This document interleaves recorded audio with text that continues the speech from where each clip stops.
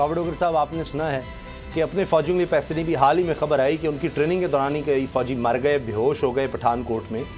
और अब ये है कि जहाँ पर सारी दुनिया की पावर्स फेल हो गई, वहाँ पर अब जनाब भारत के थिंक टैंक से कह रहे हैं कि वहाँ पर जाकर अब पैसा लगाओ, दहशतगर्दी के लिए मज़ीद फ़ौज लगाओ, उनको सारी फंडिंग करो। ये किस दुनिया में रहते हैं? उसामा साहब, आप इनकी दोहरा चेहरा देखें, इनकी दोगली पॉलिसी देखें कि ये कितना दोगला मुल्क है। एक तरफ ये सारी दुनिया में शोर मचाता फिर रहा है कि जी पाकिस्तान जो है वो भारत के मामलात में इंटरफेयर करता है, पाकिस्तान भारत में दहशतगर्दी करवा रहा है, पाकिस्तान से लोग आज़ाद कश्मीर में जा रहे हैं। दूसरी तरफ ये इल्ज़ाम लगाता है जी कि पाकिस्तान जो है वो वहाँ पर तालिबान को सपोर्ट करता रहा है, सारी दुनिया में प्रोपेगेंडा कर रहा है बग़ैर किसी सबूत के। इवन ये जो सलामती कौंसिल थी वहाँ पर भी इन्होंने ये इल्ज़ाम लगाए कि जी जो तालिबान है उनको पाकिस्तान सपोर्ट कर रहा है किसी सबूत के बग़ैर। और कितनी ढिठाई से, बेशर्मी से, बेगैरती से ये ओपनली ये कह रहे हैं कि जनाब हम $100 मिलियन देते हैं अहमद शाह मसूद को, जूनियर को, और वो अफगानिस्तान के मामले पे हम इंटरफेयर करते हैं।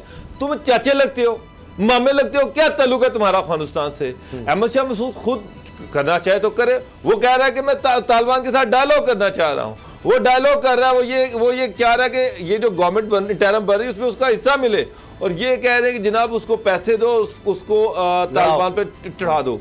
यानी कि ये वहाँ पर एक तरफ पाकिस्तान पे इल्ज़ाम लगाते थे जी पाकिस्तान वहाँ पर खाना जंगी करवा रहा है, और वहाँ पर जब तालिबान जो है सारी दुनिया उनको मान रही है, लग रहा है कि सारी दुनिया उनको रिकग्नाइज करेगी, जो पॉजिटिव जस्टिस आ रहे हैं, ये इंडिया वहाँ पर खाना जंगी करवाने की साजिश कर रहा है। वो अफगानिस्तान के मामलात में ये बिल्कुल डायरेक्टली इंटरफेयर कर रहा है। उसामा साहब, किसने इंडिया को इजाज़त दी है कि वो अहमद शाह मसूद के पास जाए या उसको ऑफ़र करे, या ये जो थिंक टैंक्स हैं, मगर इनको शर्म नहीं आती कि किस तरीके से इंडिया किसी मुल्क के इंटरनल मामलात में इंटरफेयर कर सकते हैं? हाँ, ये बात उनका जो साबका सदर था अशरफ गनी, वो करे तो समझ लगती है, ये बात अब्दुल्ला करे तो बात बनती है, अफगानिस्तान के लोग करें तो बात बनती है। Who is India? तुम कौन हो? तुम्हारी क्या औकात है? तुम्हारी ट्रेंड फौज तो 4 लाख की भाग गई, दौड़ गई बगैर एक गोली चलाए। और ये मैं आपको एक बात बता दूं, ये इंडिया का ये जो सारा है ना, ये अपनी 8 लाख फौज कश्मीर में बैठाई हुई है। उसामा साहब, यकीन जाने जिस दिन किसी दिन पाकिस्तान ने फैसला कर लिया कि कश्मीर पे चढ़ाई करनी है, ये भी कश्मीर भी बगैर गोली चलाए जो है ना, ये पाकिस्तान के पास आ जाना है। मैं आपको लिख के दे रहा हूँ। अच्छा, ये इतने जोगे नहीं है ये गोली चला सके। सही है। महबूबा मुफ्ती का भी इस तरह से बयान आया कि जी अब भारत को मकबूजा कश्मीर की फिक्र करनी चाहिए, अफगानिस्तान की सूरत हाल से सबक ले, और भारत का वजूद बाकी नहीं रहेगा अगर ये जुल्म मजीद बढ़ाया गया। गुलाम मुर्तज़ा साहब, ये जो बात भारत में हो रही है ये सिर्फ थिंक टैंक्स तक महदूद होती तो चले और बात थी, ये उनकी एक पॉलिसी है। अब आपको क्या नजर आता है कि क्या भारत ये जो पहले भी पॉलिसी अपनाता रहा, $3 अरब तो मानते हैं कि हमने वहां पर इन्वेस्ट किया, हमने वहां पर बड़ा जनाब बहुत कुछ किया, कौंसल खाने उनके पता है, इतने तो उनके रॉ के दफ्तर भारत में नहीं थे जितने अफगानिस्तान में बने हुए थे, ये सब फैक्ट्स हैं।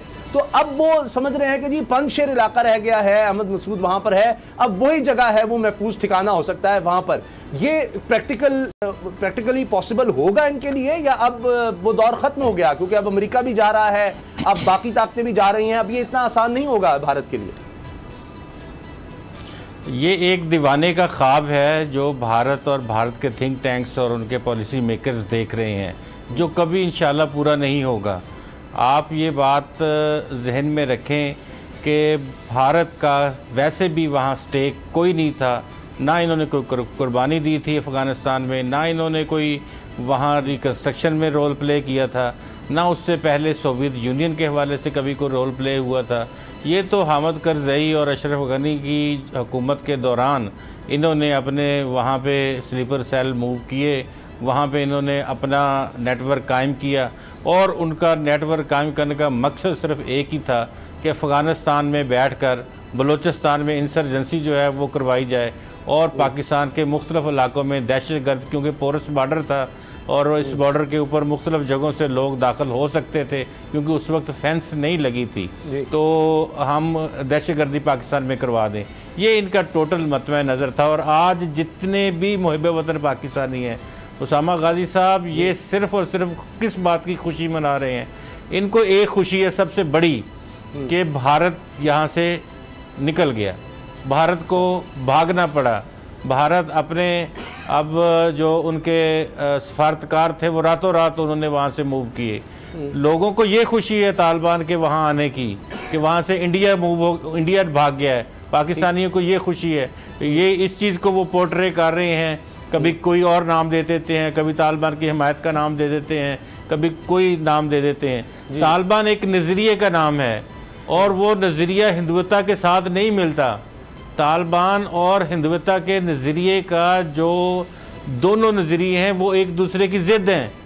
सही। वो तालिबान कभी अफ़गानिस्तान में रहते हुए, अफ़गानिस्तान के हुक्मरान बनते हुए वो भारत की तरफ ना देखेंगे, ना दोस्ती का हाथ बढ़ाएंगे।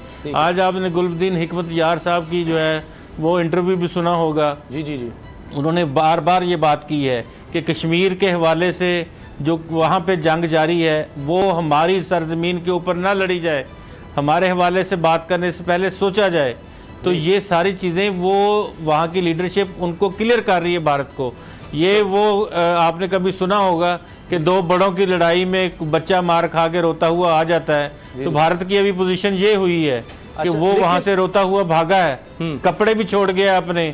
और वो बाज़ का कोई पूछता है कि भाई तुम कौन हो, कहता मैं खाम खा हूँ। तो इस सारे कजिए में भारत क्या है, भारत खाम खा है, नहीं उसका कोई लेना देना नहीं है इस पूरे मामले में। खाम खा अब हो गया होगा, या दीवाने का ख्वाब जिसको आप कह रहे हैं वो इसलिए भी है, माजी में उनका ये रहा है, आप भी बात जानते हैं, सब जानते हैं। अब बाबर डोगरा साहब, जो टीटीपी का मामला है ये भी भारत तो जब कह रहा है कि वो फंडिंग करता रहा है तो उनको भी करता रहा। पाकिस्तान ने सारे सबूत, डॉसियर, फोन कॉल्स, हत्ता के बैंक ट्रांजैक्शंस किस तरह से हुई, किस नंबर से हुई, वो सब कुछ वीडियो सब दिखाया। अब टीटीपी के हवाले से पाकिस्तान ने डिमांड सामने रख दिया अफगान तालिबान के। आपको लगता है कि वाकई इस पर अमल दरामद हो सकेगा? अगर वो अमेरिका को लिख कर दे सकते हैं कि जी अफगानिस्तान की सरजमीन किसी मुल्क के खिलाफ इस्तेमाल नहीं होने दी जाएगी, तो पाकिस्तान तो यकीनन फिर पाकिस्तान के ये दुरुस्त डिमांड्स हैं कि अफगान हुकूमत तो जो करती रही माजी में। अब अफगान तालिबान वहाँ पर कंट्रोल में नज़र आ रहे हैं, तो ये टीटीपी को जो वाज़ेह तौर पर कह दिया है, कमीशन भी बना दिया है तालिबान रहनुमा ने, उनके लीडर ने, तो ये उनको डिसार्म करेंगे, वहाँ से निकालेंगे। क्या ये हो सकता है? क्या अफगान तालिबान अपने कहे पर अमल करके दिखाएंगे? उसामा साहब, आज दो मुख्तलिफ जो प्रेस कॉन्फ्रेंस हुई हैं, पहले इंटीरियर मिनिस्टर शेख रशीद ने की, उसके बाद फॉरेन मिनिस्टर जो है शाह महमूद कुरैशी, उन्होंने भी एक प्रेस कॉन्फ्रेंस की। उन दोनों में उन्होंने जो अहम बात की वो यही थी कि उन्होंने अफगान गवर्नमेंट के उन्होंने तालिबान के साथ इस इशू को टेकअप किया। उसकी जो मेन बुनियादी शिक थी वो यही थी कि तालिबान जो है वो अगर वो उनका अफगानिस्तान पे कब्ज़ा होता है तो तालिबान अफगानिस्तान की सरजमीन को किसी भी मुल्क के ख़िलाफ़ इस्तेमाल नहीं होने देंगे। और आज शाह महमूद कुरैशी ने भी ये कहा है कि वो एक्सपेक्ट कर रहे हैं कि वो तालिबान जो है वो अपने इस एग्रीमेंट पे कायम रहेंगे। और उन्होंने पाकिस्तान को जो यकीन दहानी कराई है वो भी यही करवाई है कि वो अफगानिस्तान की सरजमीन पाकिस्तान के ख़िलाफ़ नहीं इस्तेमाल होने देंगे। तो और अफगानिस्तान ये भी इतलात आ रही हैं कि टीटीपी को भी कन्वे कर दिया गया। अब टीटीपी के पास तो कोई ऐसी जगह नहीं है अफगानिस्तान में कि मेरा मतलब है कि अगर जो पाकिस्तान से टीटीपी को ज्वाइन कर वहाँ पर लोग गए हुए हैं उनको क्लियरली कन्वे कर दिया गया कि भाई आप अपने मुल्क जाएँ और जाकर अपनी गवर्नमेंट के साथ मामला तय करें, यहाँ पर कोई गुंजाइश नहीं है। तो लग रहा है कि वहाँ पर टीटीपी जो है उसके साथ तालिबान किसी किस्म का कोई समझौता करने को तैयार नहीं है। और वो टीटीपी को वो जो वहाँ पर पाकिस्तान को मतलूब लोग हैं उनके पास दो ही ऑप्शन होंगे, बल्कि एक ही ऑप्शन है कि वो पाकिस्तान आ जाएँ। अब ये पाकिस्तान की गवर्नमेंट है कि उसको माफ़ करती है, उनको सज़ा देती है, उनका ट्रायल करती है। सवाल तो बड़े खड़े हो रहे हैं कि वो टीटीपी जो पाकिस्तान में 80,000 से ज़्यादा लोगों की शहादत जो हुई है, पाकिस्तान में जो दहशतगर्दी हुई है, उसकी ज़िम्मेदार है।